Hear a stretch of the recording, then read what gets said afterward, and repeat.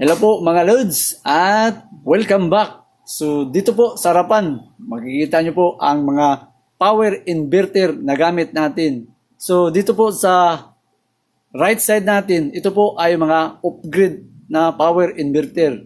Dito naman sa left side, ito naman ang mga on-grid o grid tie na power inverter.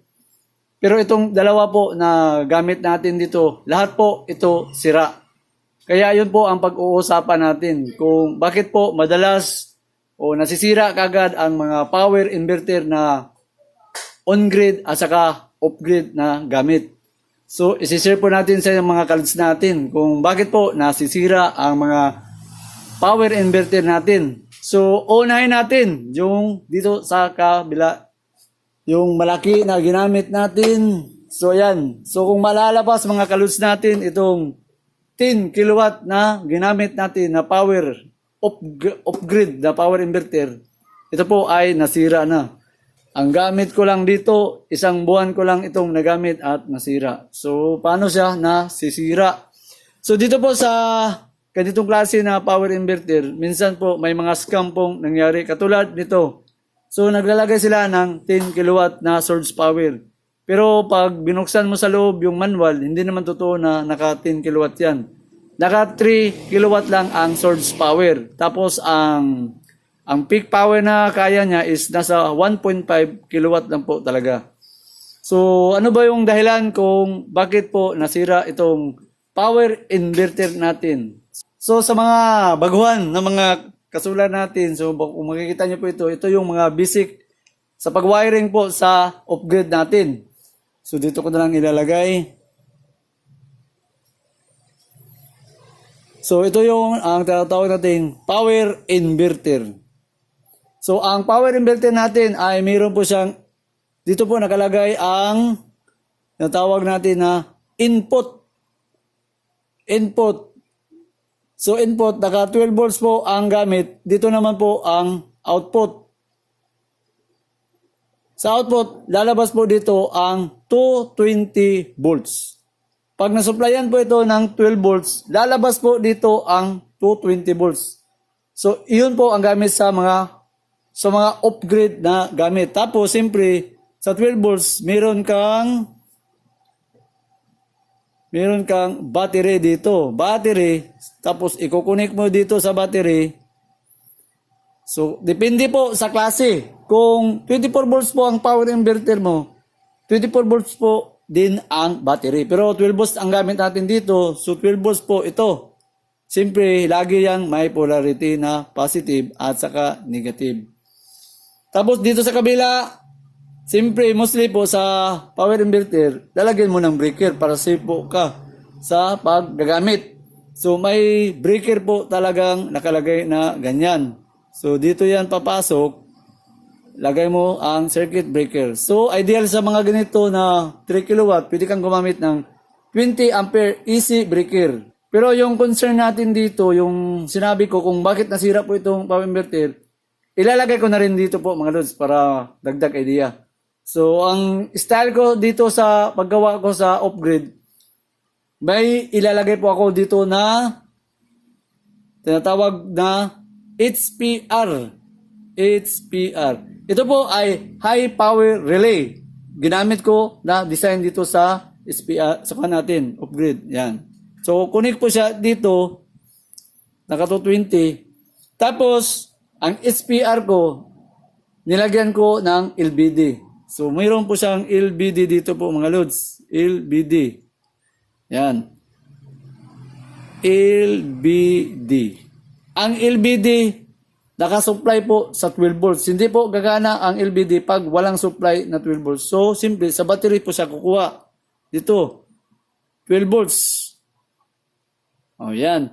Tapos, ang LBD, magsusupply yan dito sa HPR. Ang HPR natin ay naka 12 volts po ang coil. So, kailangan supplyan mo ito ng 12 volts para mag-energize. So, diyan nakakonek po ang LBD. So, ang purpose sa LBD natin dito mga lods, kapag bumaba po ang battery na 12 volts na po, kailangan mayroon kang LBD. Kasi pag wala kang LBD at hayaan mong gagamit sa load, dito ang power inverter, masisira po ang battery. So may limit po na 12 volts. Kasi yung unang gamit ko na battery is gel type. So pagdating po sa 12 volts, automatic cut off. So isisetting mo siya dito sa LBD, 12 volts. Para pag bumaba na ang battery sa 12 volts, anong mangyari pag 12 volts? Mawawala po ang supply dito sa binigay niya dito sa SPR. So makakat off po dito sa baba. So hindi dito sa baba sa SPR, yan. Dito na po nakalagay ang mga load side natin. Load side. So ang load side natin, ito yung mga ilaw, outlet, mga appliances, dito po gumagamit po. So yun ang purpose na ginamit ko dito sa upgrade. Ganito na sit up. Pag bumaba na po ito, so automatic shut off na dito sa SPR. So mapuputol na po dito ang linya pagdating. Tapos isisetting mo ang setting sa mga reconnect, mostly nasa mga 12.8 o 13.0 volts ang reconnect. Pag bumaba sa 12 volts cut off, pag nakaabot po sa mga 13 volts reconnect, so muling mag-energize po ito. Pag bumaba naman sa 12 volts, baka cut off po ang supply dito, so hindi makapasok yung load na to 20 volts. So yung design, simple, gumamit po ako ng tinatawag na ETS. So dito ko na lang ilagay ang ETS. So ang ETS, biro diyang tinatawag na N, yung normal power, at ito naman ang emergency power na R. Sa taas, simple, dito nakalagay ang linya sa Meralco na linya. Meralco lang po ilagay natin para masundan. Yung Meralco. Dito sa normally power natin, dito po naka-top ang solar power natin. Solar power. So pinakita ko lang dito mga lods yung process na ginamit ko dito para mas maintindihan niyo po kung bakit po siya nasira. Tapos, itong normal power natin, dito ko yan tinap sa SPR. So, iganon ko na lang dito. Kunin natin ito. Wala. So, pakita lang natin na dito siya nakakonect. Yan. So, ito po ang design na ginamit ko dito sa power inverter. Tapos, ETS po ang gamit. Ang ETS, pwede ko ipakita sa inyo na gamit ko noon.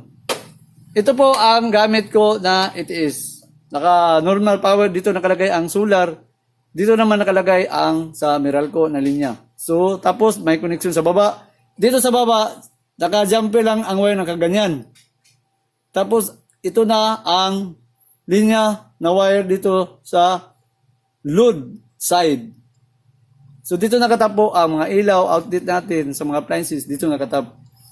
So ang procedure po dito mga lods, ganito po, makita nyo naman. Napaka-basic po. Pwede nyo po itong gayahin. Itong connection na ginamit ko, okay po ito.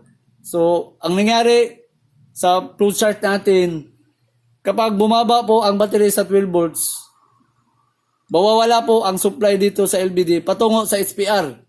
Pag wala pong supply ang SPR, makakat off po ang supply na papasok sa ETS. So, pag wala na pong supply dito, itong ETS natin, lilipat po dito sa Meralco. Tapos tandaan mo na ang mga ETS na ganito, may priority po siya dito. Kapag mayroong supply na 220 po, ito yung priority. Pero pag wala ng 220 na papasok dito, iikot po ito sa tinatawag nating emergency power natin. So lilipat. Pero pag wala pong supply dito, tapos nawala ang supply, naka-standby lang po ang ETS dito sa normally power. Pero pag mayroon pong 220 dito sa Meralco, automatic yan iikot dito. Tapos pag mayroon ng 220, balik ikot na naman po dito sa solar natin. So yun po ang pinakita natin na sa connection po dito. So bakit siya nasira? So ito po ang nangyari mga lods.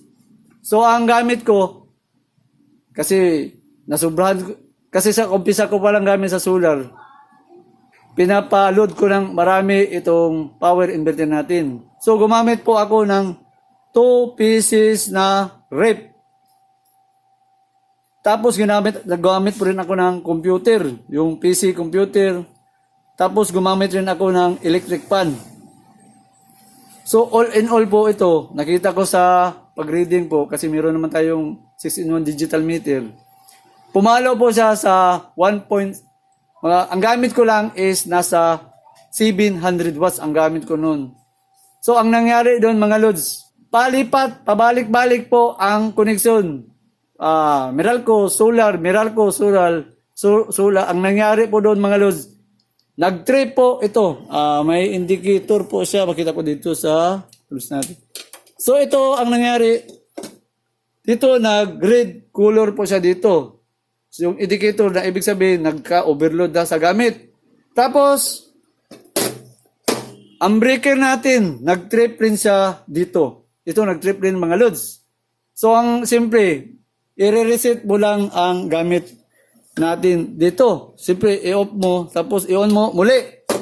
Tapos, yung breaker natin dito, so, i-switch on natin muli. So, nung ginamit ko ito muli mga loads, pumutok po sa loob. Dito, makita ba ito? Pumutok po siya dito sa loob. Tapos, umusok. So, may kunting lakas po ang putok, parang maliit na libintadors. Tapos,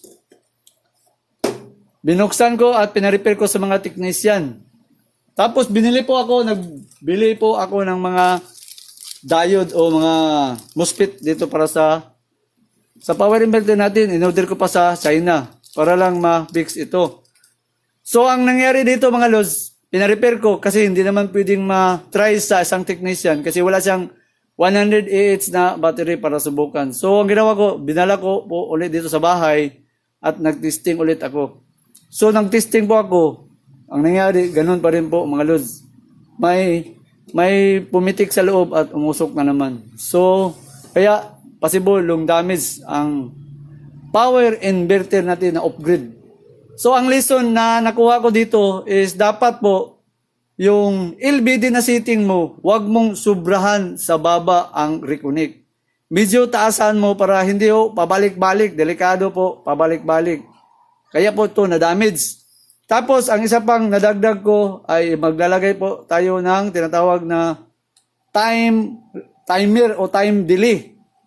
Kaya, dahil ito sa nasira na power inverter natin na design, gumawa po ako ng sarili kong ETS. So, hindi na po ako gumamit nito. Kaya, makita naman, nandito na. Nag-design po ako ng ETS na ako mismo po ang nag-design. So para makita sa mga kalodi, ilalagay ko po ang link dito po. Paki-click diyan mga lods at automatic. Makapunta po kayo doon sa video na gumawa po tayo ng ETS na may time delay protection. Ibig sabihin, pag nakakat off po ang LVD, nakasit po sa timer. Depende, 30 seconds o 1 minute o pataas.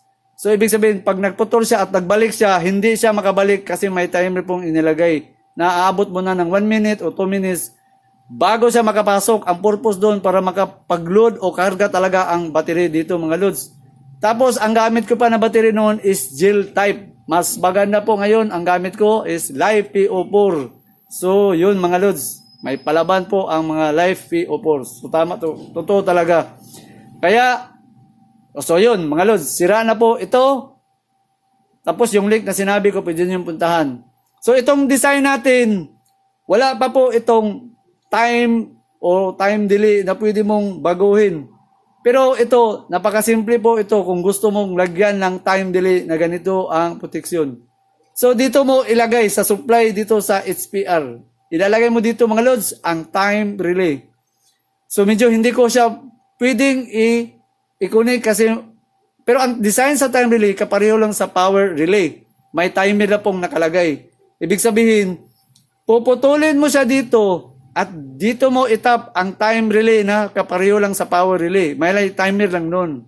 So, ibig sabihin, pag nag-cut off po ang LVD at bumalik ang kwan mo dito, yung tinatawag reconnect, maghihintay mo na si timer na ipapasok niya sa HPR high power relay. Hintayin niya muna. Depende po sa setting mo.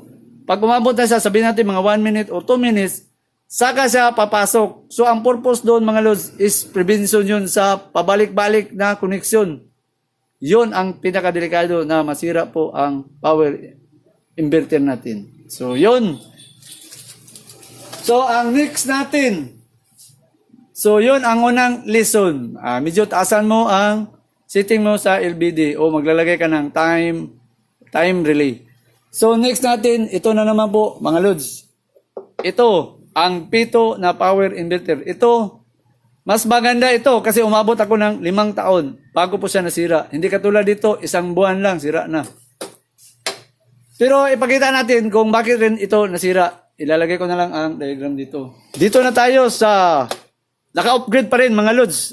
Ang rated dito nakalagay nung binili ko ito is 1 kilowatt. Pero yung maximum na kaya dito nakita ko is nasa 350 watts lang ang kaya. Pag umabot ako sa 400, automatic po siya dito na magre-read po ang indicator. So reset na naman, tapos balik. So ano po ang nangyari dito kung bakit siya nasira? So mostly po, pakita ko muna yung design na ginamit natin dito para masundan sa mga kalus natin. So ang gamit natin nung una po, naglalagay po tayo ng tinatawag natin na split charge relay. So ang split charge relay na ginamit natin ay puputulin natin ang supply dito. Iyon ang gamit natin. Pinutol natin ang supply at naglalagay tayo dito ng split charge relay. Split charge relay, SR. Tapos dito mo idadaan. Yan. Siyempre, ang split charge relay, kailangan mo rin ng LBD module. So, LBD. Ito ang LBD. May LBD pa rin. Tapos, diyan nakakonek. Tapos, connect yan sa battery ang LBD module natin. Nakakonek ng ganyan. So, siyempre, may supply palagi po ang LBD, 12 volts. Ang 12 volts, sinusupplyan rin niya ang split charge relay para mag-close po ito at mag-energize ang power inverter. Tapos dito sa 220, siyempre, yun ang load side na gamit natin. So, ito yun ang design na gamit natin. So, hindi pa natin alam na itong ganito na position mga loads, nakakasira po ito sa power inverter dito sa loob. Kasi, ngayon lang natin nalalaman na ang power inverter, kapag pinutol mo ang linya, nag-spark po yun. So, pag nag-spark yun ang tinatawag nilang inrush current. So, ang una pong matamaan doon, yung nasa loob dito sa power inverter. Masisira po mga loads ang capacitor at saka yung mga relay sa loob, lalo na ang mga MOSFET. Kung palagi kang naka-off, up-on, naka-off, un-on. Kaya kung makikita mo, pag ilagay mo sa battery ang wire mo, bigla siyang mag-spark. Yun ang inrush current na papasok doon sa inverter. Hindi naman ibig sabihin pag nag-spark sira ng inverter mo, hindi po mga lods. Medyo matatagalan pa sa palagi mong gamit doon. Possible, hindi pa natin alam kung baka 1 taon na lang gamit mo, masira na ang power inverter na gamit mo. So ang design po dito ito yung una natin na design na naglalagay tayo ng split charge relay. Pero ito, mali po ito mga lods. Kasi nga, yung sabi natin, hindi ka pwedeng bastang palagi kang nagka-cut off dito sa battery kasi mataas po ang inrush current na papasok dito. So, pwedeng masira ang SSR o dito makapasok sa power inverter. Kaya, bakit nakaabot ng mahaba po ang power inverter natin? Kasi, binago po ang design. Kasi, nakita ko kasi, pag totally shut off po ito, tapos ang power inverter mo, wala palang soft start. Kung anong pasok dito, sabihin natin gumamit ito ng 300 watts, kaagad po mapasok ang 300 watts. Ibig sabihin, pwede pong mabigla ang power inverter. So pwede siyang masira kaagad, mabigla. Okay lang sana kung may soft start po ang power inverter. Ang soft start sa mga power inverter, nag-uumpisa po sa 5, 10, 20, 40, 60, 80. Padaan-daan pong ipasok ang load. Yun ang safety na power inverter. Pero itong gamit natin na P2, direct po yun kaagad. Pag 300 talagang ipalo niya. So mabigla po ang power inverter. So ang design natin, binago ko na naman. Gumawa ulit tayo ng panibagong design. Pero ito, hindi na po ito safe. Mga loads, delikado po masira ang power inverter. Ang sabi doon sa mga expert, kung 5 o 10 years basira ang inverter mo, kalahati po sa cycle life mawawala. O kaya pwede rin direct o 1 taon, masira na po kagad. So, siguro normal po yun sa atin na hindi natin pa alam ang mga pamaraan. Kasi hindi naman sinabi doon sa mga sealer na, oy, wag mong putulin sa battery kay may indra's current. So, wala naman. Pero tayo, ito na, sira na. Nakakatulong yun. Kaya nga, dito sa upgrade natin, doon ko po na nagawa yung design na ATS na mayroon pong time relay. Kung hindi siya nasira, hindi ko yun makita. Pero ngayon, nakuha ko, nag-successful po ako. Pwede po kayong ipapakita ko yung design. Baka sa susunod na talaga yun ang gamit ko, successful po.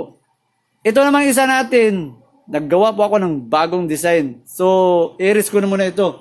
So, ipapakita muna natin ano yung mga sikretong indra's current na ibig sabihin doon sa mga expert na nagsasabi. Now, bago ka mag-start sa battery. So, kung ito po ang battery mo, at ito yan nakakunik ang battery mo, diyan nakakunik, tapos positive, negative, papabot na lang natin itong negative at ito yung positive. So, ang sabi po sa mga expert, nag-search po ako, sa paglalagay po sa indra's current, bago mo i-connect ang battery, kailangan pong maglalagay ka ng resistor. So, dito sa positive mo, ipuputol. So, ito po ang tamang paraan. Ito po, kung sakaling putulin mo ang battery mo sa power inverter at tapos bigla mong i-tap kagad. So yun, hindi po yung safe. Kasi papasok po ang indra's current. Mag-spark yan kagad pag ganun mo. So yun ang delikado na masisira dahan-dahan ang power inverter. So kung gusto mo ito, manual po ito mga lods. Sabihin natin, nag-maintenance repair ka. So kailangan mong mag-off. So okay lang yun kasi maintenance. Ngayon, kung ibalik mo na sa battery, yung suggestion po sa mga expert na nagsasabi, kailangan mayroon kang protection sa indra's current. Mayroon kang ilalagay na resistor. So ano po ang resistor na ilalagay? So dito mo ikukunik mga lods ang resistor. Dito mo ikukunik ang resistor. Ang resistor, hindi ibig sabihin ilagay mo na dyan. Hindi po mga lods. Ikukunik mo lang muna ang resistor. Pag na abot po, ang sabi nila, pabutin mo daw sa 5 to 10 seconds bago mo tanggalin at i-connect mo na ang battery dito sa inverter mo. I-connect mo sa battery. Yun ang sabi. Sabihin natin, nag-maintenance ka, tanggalin mo ito, tapos ilalagay mo ang resistor. Paglagay mo ganyan, 5 to 10 seconds, at tanggalin mo ang resistor at pwede mo nang i-tap dito mga lods ang connection mo sa power inverter. At makikita mo, hindi na po siya mag-spark. Pag walang spark, ibig sabihin, safety na po ang power inverter. So, direct na tapping mo dito. So, hindi sabihin na ilalagay mo na dyan ang kapasito, ang resistor. Hindi po, mga lods. Pang starting lang, ilalagay mo at kukunin mo. So, ang value, ilang value po ba dapat ang gagamitin dito sa indra's current? So, nag-search po ako, mga lods. Kapag 12 volts po ang gamit mo, ang ginagamit sa rated po sa resistor na gagamitin para sa indra's current protection mo is 7 ohms. Ayan, 7 ohms with 50 watts po na resistor. Ito, mahirap hanapin dito sa amin. Hindi ako nakahanap mga lods. Nag-order po ako pero hindi pa dumating kaya hindi ko po ipakita sa inyo. So, ito po ang, kung naka 12 volts ka, 7 ohms with 50 watts po na resistor ang bilhin mo. Ilagay mong nakaganyan, after 5 to 10 seconds, tanggal, pwede mo nang i-connect. Tanggalin mo yung resistor mo at i-connect mo dyan. Safety ka na dyan mga lods, ang power inverter mo. Saka take note pa, pwede pa daw masira ang live PO4 na battery. Pwede po siyang makapasok pa ang damage. Kaya ito, babantayan natin mga lods. Kaya kung magtanggal-tanggal ka dito sa battery mo, kailangan mo talagang gumamit nito na resistor. So mayroon pang iba. Meron pang paraan na ginamit ng iba, nakita ko, pwede kang gumamit ng bulb. So kung 12 volts ang battery mo, pwede kang gumamit ng bulb na 12 volts mga load. Dito mo ilagay, ganun pa rin. Dito ang bulb, ganyan. Pag lagay mo dito, iilaw po itong bulb. Tapos pag mawala na po yung lighting sa bulb mo, ibig sabihin, nawawala na po yung indra's current sa battery. Naka-absorb na. So pwede mo nang tanggalin ang bulb at i-reconnect mo na siya dito. So, yun ang opsyon. Tapos, dito naman sa resistor, kung 24 volts po ang gamit mo na battery, kailangan gumamit ka ng 15 ohms na resistor with 100 watts na gamit. Yun ang advice po sa mga expert na na-search ko sa paglalagay po sa induced current na ganun. Pero kung hindi naman tanggalin mo ang battery dito, walang problema po. Hindi na kailangan nito. Kung hindi mo tatanggalin ang supply dito sa battery, no problem po mga lods. So hindi ka na pwede magamit dito. Pero dapat mayroon ka talaga na ganito. Kasi minsan po talaga hindi maiwasan na mayroong maintenance po talaga na tanggalin mo ang battery. Tapos kung aabot ka daw sa 48 volts, yan po, kailangan gagamit ka na ng 30 ohms with 200 watts. Ayan po mga lods, sakaling 48 volts battery mo, 30 ohms po kailangan mo na 200 watts na resistor ang gagamitin. So yan po mga lods. So balik tayo doon sa pangalawa na design na binago ko para hindi po siya masira. So kung iyan po ang breaker, ang gamit po natin na design, pinutol natin siya dito. Tapos, inilagay natin ang tinatawag natin na SSR. Solid State Relay po ang gamit ko noon. Tapos, hindi mawawala po, palaging kasabayan palagi sa LBD module. Meron po talaga palaging mayroong LBD module kasi wala kang protection sa battery kapag wala kang LBD module.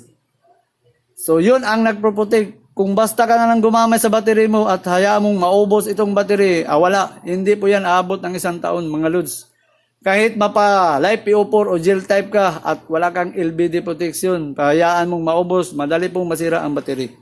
So yun ang procedure natin. Meron po tayo palaging LBD protection sa low voltage disconnect. So ito po ang bago na design ko na binago natin na dito po siya dumaan sa output, input dito at output dito. So dito po ang design na safety po ang paraan. Walang cut off dito sa battery. So walang inrush na mangyari dyan. So dito naman sa output natin, ika-cut off lang sa SSR. Ang SSR mas maganda kung paabutin mo sa 50 ampere to 100 ampere po ang gamit mo sa SSR. Siyempre, naka 12 volts ang design kasi 12 volts ang battery. Dito, battery, 12 volts. So, 12 volts din. So, ang nagsusupply po sa SSR, yung LBD pa rin. Kapag umabot yun sa 12 volts, mawawala po ang supply dito sa LBD. So, ang mangyari, mapuputol po ito. Kasi walang supply na papasok. Tapos, pag naka-reconnect po, ang setting mo sa LBD na 13 volts, i-connect, mag-energize ang SSR, i-close contact po dito sa SSR. So, pwede kang balik po ka dito sa gamit na load side. Load side, dito po yung mga appliances natin na gamit. So, kadalasan nagtatanong, Buddy Proy, baka maubos po ang battery namin. Kasi, palagi pong tumatakbo, paano yung mangyari doon? Madidrain po battery namin. So, yun ang isang nakita ko rin dito na kasi yung isa na design, pwede siyang ma-shut off ang power inverter kasi. So, safe ang battery, medyo hindi malubat. Pero dito, palagi pong naka-energize po ang battery. Kasi, dito lang ang ika-cut off niya sa output, hindi yung sa input. Pero safety naman palagi ang gamit mo kasi walang inrush o napuputol po dito sa battery. So, ang suggestion na nakita ko dito, yun talaga ang isang dahilan, mga lods, na kung gabi na at ika-cut off ito sabihin natin, naglalagay ka ng breaker dito. So, gamit ka na lang ng inrush yung resistor na ilalagay. Kasi kung mayroon po kasi itong tinatawag natin standby load na gamit, mostly sa mga ganito ng mga inverter, mayroon pong 8 watts to 10 watts po ang nagkukonsume po sa battery natin. Kaya malulubat po siya dito. So, okay sana kung mayroon kayong charger o yung tinatawag natin na o paksor. Pwede mong kargahan mo ng maliit ang battery mo paggabi. So, pwede sa umaga na meron pang natitira ang battery natin. Kasi yun ang consequence po ngayon mga lods. Kasi nakita ko kasi, nagtatanong po ako doon at nag-search po ako sa Google, na ang isa pa lang mga on-grid o kaya mapa-off-grid po na gamit, hindi ka pwedeng mag-shut off paggabi mga lods. Sabi nga nila, set it and forget it. Ibig sabihin, pag nakauna po ang inverter mo, talagang hayaan mo na po ang inverter mo. Hindi ka pwedeng mag-cut off o mag-shut off pag gabi. Madali pong masira ang mga power inverter na nagsa-shut off po pag gabi. Kaya automatic nang hayaan mo na lang po ang inverter mo. Yun ang isang consequence na ma-encounter mo kung paano yung battery ko na malulubat. Pero may isi-share po ako sa inyo na idagdag natin na dito po sa mga inverter natin, nasira na po lahat ang gamit ko dito. Pero yung isa lang ang hindi nasira, kung tutuusin, yun ang dapat unang nasira. Kasi dumaan yun sa mga experiment na ginamit ko. Yun ang isa po na inverter na ibig kong sabihin, siguro ilagay ko na lang ang picture dito kung ano yung ibig kong sabihin. Yun po ang Samdon inverter. Grabe po ang Samdon. Lahat ng experiment ko doon, talagang ang daming protection sa Samdon inverter mga lods. Hindi po talaga nasira ang inverter hanggang ngayon.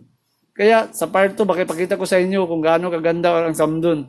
Pero itong mga gamit ko, wala na. Naubos na ang mga gamit ko, nasira na. Dahil sa mga hindi tama sa pagsiting. Kaya nga yung Samdon, masabi ko, matibay po talaga yun. Kasi hindi po siya nasira. Tapos, ang Samdon ko, grabe. 2 taon ko, palagi kong off-on, off-on, off-on. Paggabi, ino-off ko po talaga ang Samdon. Tapos, pag umaga, switch, on ko na naman. Ganun po. Pero dahil nag-search po ako, kasi nangadamis na po itong mga inverter, na bawal pala na isa-shut off ang inverter paggabi. Kailangan hayaan mo lang mga lods. Ibig sabihin, naka 24/7 po ang mga inverter na wag mong gagalawin. So, yun lang ang problema mo, yung battery mo. Kagandahan po sa Samdon, mga lods, meron po siyang sariling charge sa battery. Kaya, number 1 po, mas maganda kung Samdon na lang ang bilhin nyo. Kasi meron pong sariling battery charger sa loob ang Samdon. Kaya, safe na safe talaga ang battery doon. Tapos, may option pang isa na nilagay. Pero itong pinakita natin, meron po tayong video sa hindi pa nakakita. Ilalagay natin dyan mga lods. May puting lalabas dyan. Pakiclick para masundan nyo yung function na dito po sa cut-off na nakalagay sa output po ang cutting sa SSR dito mga lods. Meron pang isang paraan na pwede mong gawin. Yung switching po sa, dito po nakalagay sa power inverter, yung makita mo na switching po niya dito, itong switching niya dito mga lods, pwede mo itong gamitin. Safe pa rin gamitin kung dito mo ilagay ang switching. Hindi dito sa cut-off sa 220. Ito po ang gagamitin mo. So, napakasimple lang dito mga lods.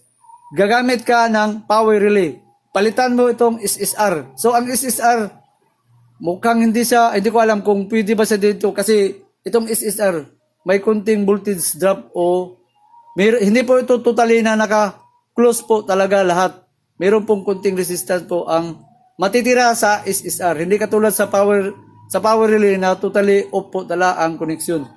Kaya minsan maraming nagtatanong bakit naka-off naman ang SSR? Bakit gumagana pa rin ang connection dito sa power inverter na naka-off naman dito sa SSR? Kaya advice, mas maganda yung power relay ang ilagay mo mga lods. Tapos yung power relay, yung 2 linya sa loob dito, diyon mo i-connect ang connection sa power relay. So, napakasimple lang doon sa power relay. Tanggalin mo ito at palitan mo ng power relay. Yan. Hindi na dito ang cut-off. Ang 220, diretso na yan mga lods sa breaker. Wala na dito. Ang connection niya, doon sa switch, sa kalagay ang 2 linya. Naka-parallel lang dito sa connection mga lods. Napaka-basic. Yan po ang diagram na gagamitin mo. Pag umabot sa 12 volts po, masya-shut off itong power relay. So, ma-release po niya dito yung i-jumping niya. So, tapos itong switching mo sa power relay, dapat po naka-off po ito. Ganyan, naka-off. Huwag mong iyon. Siyempre, pag naka-energize. Naka-off po ito kasi yung function mo dito sa control, dito mo na ilalagay sa power relay. So, pag nasupplyan ang power relay, i-jumping niya yung wire doon sa switch sa loob. So, gagana po ito. Tapos pag bumaba ang LVD sa 12 volts, mawala po ang supply sa PR. So automatic po makakat off po ang linya dito sa loob sa switch. Mag-open. So shut off ang inverter. So safe po kung dito ka mag-cut off. Depende po sa inyo ang design. Kung yung isang ganito na cut-off o dito sa loob. So, ang next natin, yan po ang mga nakita natin ng mga kamalian po dito sa off-grid. Kaya madalas po nasisira ang mga off-grid inverter natin. Tapos yung palaala natin, just set it and forget it po talaga ang sabi nila.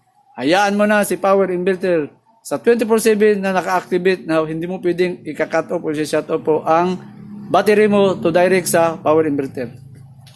So next natin, ito wala na talaga, damage na yan mga lods. So ang next natin, dito muna tayo, isa. Ito ang tinatawag natin na on-grid inverter o grid tie inverter. Ito mga lods, isi-share ko lang po kung bakit nasisira po ang on-grid inverter natin. Siguro ang gamit ko dito, umabot ako ng 3 months po na gamit. Ang design po dito, i-drawing natin para mas lalong maintindihan po sa mga kalods natin.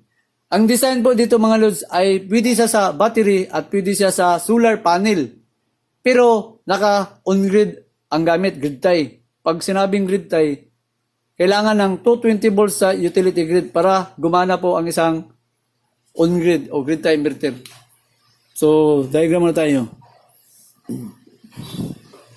So, ito po ang tinatawag na grid tie inverter. Tapos, sa grid tie inverter, ito ang input.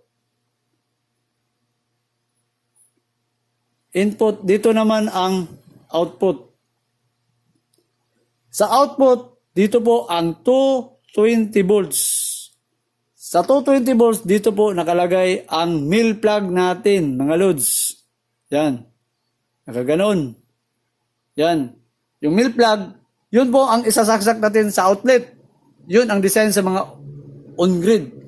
Tapos ang input, dito po nakalagay ang sa solar panel natin. Yan.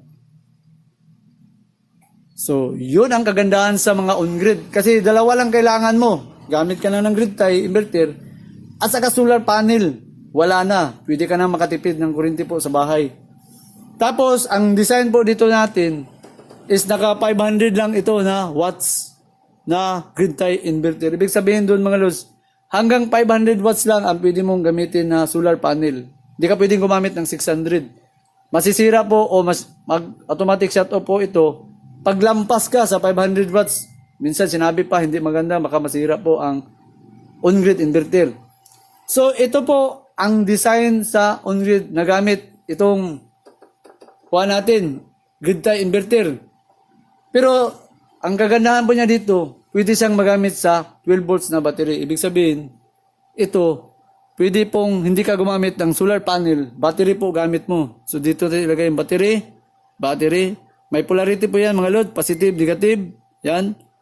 12 volts po ang design na gamit ko. Yun ang kagandahan sa power inverter to. Kasi 12 volts po na design. Mostly kadalasan nasa 24 volts. Pero ito, kaya niya ang 12 volts na battery. Tapos ang 12 volts dyan, kaya niyang makaproduce ng 250 watts. Yun ang nakita kong kagandahan dito sa on-grid inverter. Ibig sabihin mga loads, kapag battery ang gamit mo, dapat ang battery naka full charge po ito. Siguro kung abot sa 13 volts po ang battery mo, 13.5, pwede mo mahabol niya ang mga 200 watts. Pagsaksak mo sa outlet. So saan naman magkikita ang 250 watts? So maglalagay ka dito ng plug-in wattmeter. So ang 250 watts dito mga loads, yung plug-in na sinasabi ko, dito mo ilalagay ang plug-in wattmeter mo. Tapos lalabas po dito ang 250 watts na gamit o 200. Itong 200 watts na makikita mo sa plug-in wattmeter, ito po ang ibig sabihin na nababawas po sa submeter na gamit mo sa bahay. Yun ang kagandahan dito sa design. Pero pag run out po ito, hindi mo magagamit ang grid tie inverter. Hindi katulad yan sa off-grid. Kung mag-run out, walang problema kasi naka-separate yan. May sarili po silang self-sustain po sa battery ang gamit yan. So dito po sa gamit natin ng grid tie inverter, 250 watts. Pero kung bababa po ang voltahe, sabihin natin nasa mga 12.5 na lang, bababa po rin ang harvest. Makakaabot na lang ito sa mga 100. So, yun ang isa. Tapos, ito pa yung isa na medyo critical po ang ganitong klase. Kung wala kang knowledge, mahirap pong bumili ng ganitong klase na nakabattery ka. Kasi, ang sabi doon sa manual, aabot daw sa 11 volts. Saka siya mag-cut off. Ngayon, kung hayaan mo itong mag-11 volts, pwedeng masira po battery mo. Kasi 12 volts lang ang minimum na sa gel type. Lalo na sa mga LiPo po, 12.8 po ang minimum o nominal. Naka-LBD po ang voltahe. Tapos paabutin mo sa 11, so nababawasan po ang cycle life sa battery natin. So madali pong masira. Kaya yung design natin, so ngayon sasabihin ko na naman po kung ano yung paraan na ginamit ko at bakit rin ito nasira. So, iris muna natin. Kasi hindi naman tayo aasa dyan sa 11 volts, masisira po ang battery natin. So gumawa po ako ng sarili kong design. So ano yung design na ginamit natin? So ito mga lods, ang design na ginamit ko. Naka-battery po ang gamit ko. Yan, battery. 12 volts battery. Ang gamit, battery. Tapos dito po sa output. Sa output, 220 volts na gamit. So ipakita ko sa inyo yung sinasabing natin experiment na ginamit natin. Kasi hindi naman tayo aasa na 12 volts makato, masira po battery natin. So ang ginawa ko, naglalagay po ako dito sinubukan kong ginamit ang 10 ampere lang na power relay ang gamit. Yan. Tapos siyempre, ang power relay natin dito mga lods, dadaan po yan sa LBD module. Hindi po mawawala ang LBD module natin kapag gumamit ka ng battery. Yan. Tapos, ang LBD, may supply sa battery. So, kukuha ng 12 volts yan, mga lods. Oh, yan. Oh, yan. Ito po ang gamit ko na design dito po sa grid tie inverter natin. So, ang purpose ko dito, kapag bumaba po ito sa 12 volts, puputulin po sa power relay ang connection. May connection yan. Yan po ang plug natin sa yan. Yan pong ipa-plug mo sa 220 volts sa utility grid. Sa outlet natin, isaksak mo yan. So, ang mangyari dito mga lods sa design natin, kapag bumaba po ang LBD sa 12 volts, walang supply na papasok sa power relay natin dito, mapuputol po ang linya sa 220. Ibig sabihin, maputol po ang linya, makat off po siya dito. So, masashut off po dito sa output supply sa 220. So, ang purpose natin para mapigilan na hindi mag-drain ng mababa ang battery. So, dito, nakapag-supply yan sa GTI ang battery. Pero yung supply sa utility grid natin sa 220, puputulin dito sa power relay pag nag-low voltage disconnect na dito sa LBD. Yun po ang gamit natin. Pero, nang nag-search po ako sa Google at nakita ko po ang pamaraan na ito po ay hindi pala safe gamitin mga lods. So, ang sabi talaga doon sa mga expert na ang mga power on-grid inverter ay hindi ka pwedeng mag-cut off po talaga. Ibig sabihin, palagi pong nakasaksak ito sa 220 volts sa outlet. Hindi ka pwedeng mag-shut off o mag-cut off kasi yung injust na papasok rin dito, meron rin na madadamage po dito sa grid tie inverter. Yung capacitor po ang matatamaan at saka yung mga diode at saka ang mga MOSFET natin. So ang nangyari, pina-repair ko na naman po ito mga lods.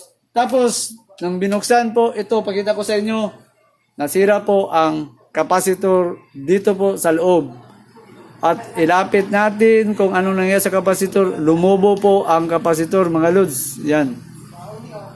So, pinalitan ko ng bagong kapasitor. Nako, hindi po siya nag-energize. Nag-green siya at saka may blue, green, red at saka ito pag nag-andar po kasi naka-blue ang kulay. Pero naka-blue at saka red na po ang kulay. Ibig sabihin, mayroon pong problema sa loob. Nasira siya kahit na pinalitan ko na ng bagong kapasitor na Pina-repair ko po to sa technician po talaga. Pero ang sabi doon talaga kapag hindi tama ang gamit sa grid tie inverter natin, pwede siyang malong damage o mahirapan ka nang ma-restore at maibalik ang isang grid tie inverter na ganito.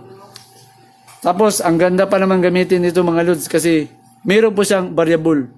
Pwede mo siyang taasan at pwede mo siyang babaan. Makita po siya dito. Meron po siyang, dito po may potentiometer po siya.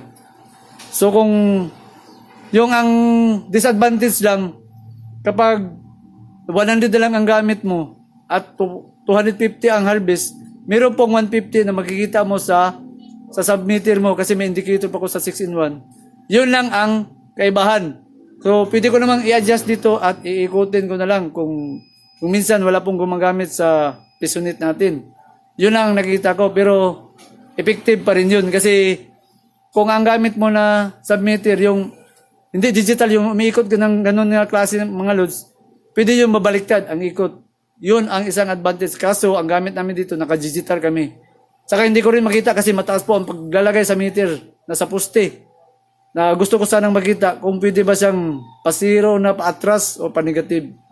Pero wala, hindi ko alam. Pero ito, na-damage po talaga ito dahil sa ganito na design. Pero nang nag-search po ako, mayroon pa akong nakita na dapat pala na dito ko siya ilagay ang cut-off.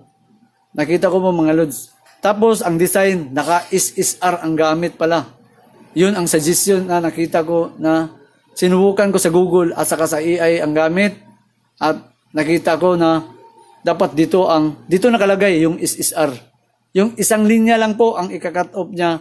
Tapos lalagay mo rin ng LVD. So sa ngayon, magdalawang 2 weeks na po ang gamit ko. Meron akong experiment na ginamit. Bumili ulit ako ng grid tie inverter. Maliit pero kayang umabot sa 100. Tapos naka 24 volts ang gamit. Siguro sa part 2, pakita ko na lang. Nagdi-design ako, gumamit ako ng SSR. Gumamit ako ng power relay. Basta yun po mga lods. Nakita ko mas effective ang gamit. Tapos yung thermometer sa speed sa mga blower, ginamit ko na rin. So sa ngayon, yun po ang hindi maganda. Kahit mapa-on-grid o off-grid ang gamit mo, hindi ka talaga pwedeng magtanggal pala doon talaga sa supply mo sa ganito po sa output. Tapos meron pa tayong idagdag, nakalimutan ko sabihin na may proper pala ang pagpa-energize po dito sa off-grid at saka on-grid. So, idagdag natin para makatulong sa mga kaludi na baguhan para makita. Kasi importante rin yun. Pag mali yung pag-start mo, mayroon pa rin delikado na masira ang gamit mo. So, idagdag natin. So, ilalagay ko muna ang diagram mga lods para mas madaling masundan. Power inverter.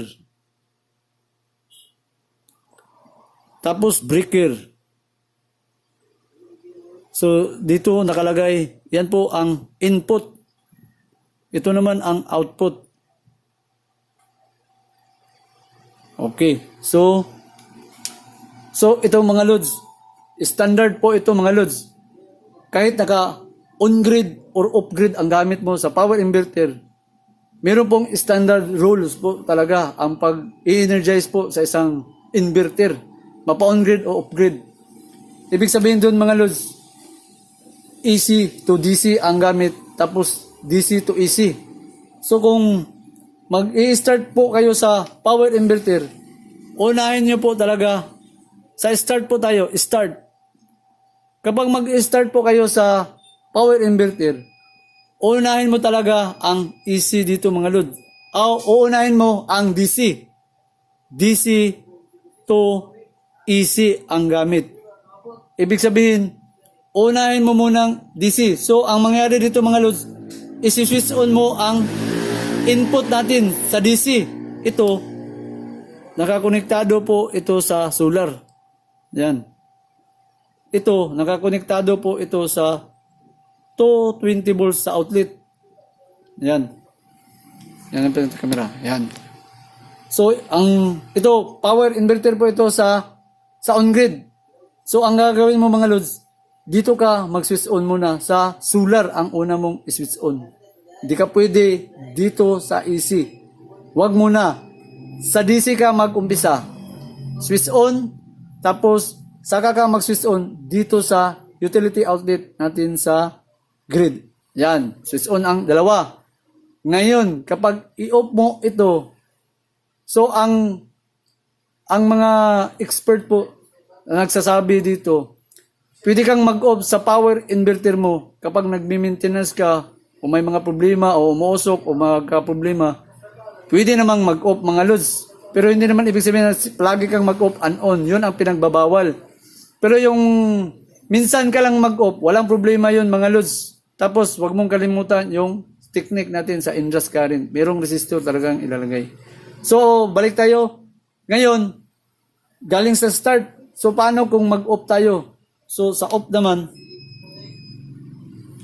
sa off dito mga lods, baliktad. Yung AC ang una mong i-off, saka ang DC. So, sa power inverter na sa on-grid, dito na naman sa AC ang i-off mo. Baliktad. Off ka sa AC, saka ka sa DC. Ito nga procedure po, hindi pwedeng mabaliktad. Yun ang sinasabi nila. Kapag off-on ka lang na hindi mo pina-procedure, pwede pong masira ang grid tie power inverter po mga lods. So, sabi nga, AC to DC, DC to AC. Yun ang standard procedure. Sa pag-start po, mapa-off grid o mapa-on grid ang gamit mo. Unahin mo talaga ang DC to AC sa start. Kapag nag-off ka, AC to DC ang off. O yan po mga lods. Importante po ito na sinabi. Kapag hindi mo na ito nasunod, madali pong masira ang power inverter mo. Next tayo mga lods, yung isa. Ito po ang brand dito is Y&S po ang brand. Solar grid microinverter o grid tie po ang gamit. Ito. With limiter po ito mga lods. Ito yung dadaanan sa limiter. Ito naman sa 220 saksak mo sa outlet. Tapos ito naman ang lalagyan sa solar panel. Dito mga lods. Pakita mo. Tapos ang rated dito, 700 watts po ang rated dito. So sa nagamit ko ito, isang buwan lang ang gamit ko. Nasira na po siya. Ito, hindi ko recommended ito mga lods. Kung makikita nyo, yan, palapit ko pa sa inyo. Hindi po maganda itong klase na to. Grabe po ang nangyari po dito sa akin. Itong klase na grid tie inverter. Isang buwan lang ang gamit. I-share ko po sa inyo kung bakit yan nasira mga lods. So, gawa tayo ng diagram para masundan kung bakit po nasira ang grid tie inverter na ganito.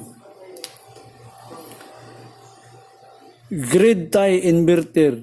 Ang grid tie inverter, ito, ang gamit dito, solar panel, pwede rin battery, 36 volts kailangan mo. Pero sa akin, hindi ako pwedeng gumamit ng 36 volts.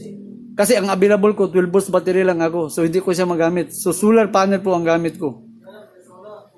So, ito po ang diagram.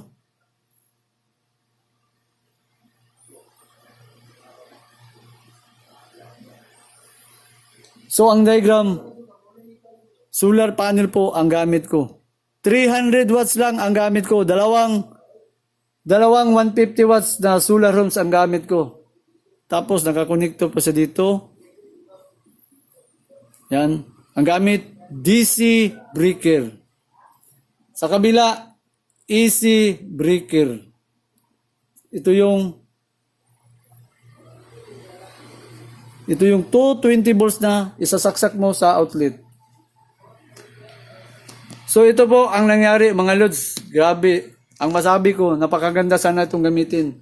Kasi nga, mayroon siyang limiter. Kapag umabot sa 300 ang gamit mo, tapos 100 na lang ang gamit mo sa bahay, ang limiter nagpapangsyon po. Ang mababasa na lang niya is 10 watts to 20 watts na lang ang mababasa.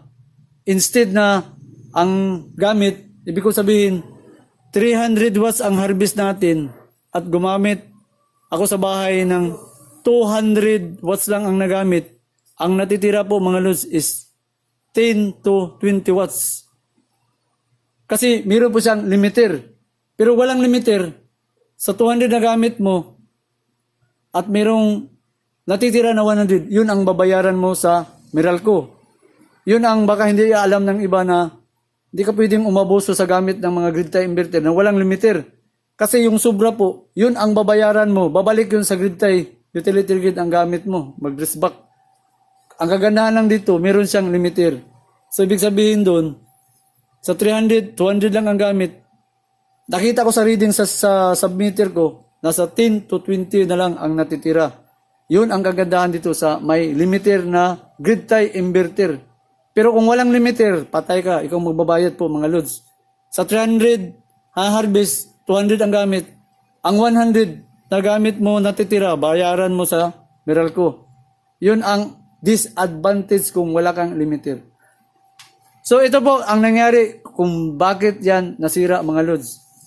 So ang una kong discovery, kasi nga ang sabi natin, bawal na bawal tayong magtanggal.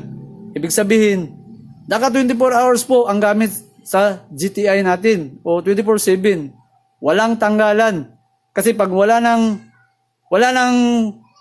solar panel, sabihin natin pagdating ng mga alas 5, automatic pong masa-shut off naman. Kasi may automatic naman dito sa GTI natin na magsa-shut off. Yung tinatawag nilang anti-islanding protection na walang backfire na babalik kung sakaring mag-shut off dito sa 220 o magka-brown out.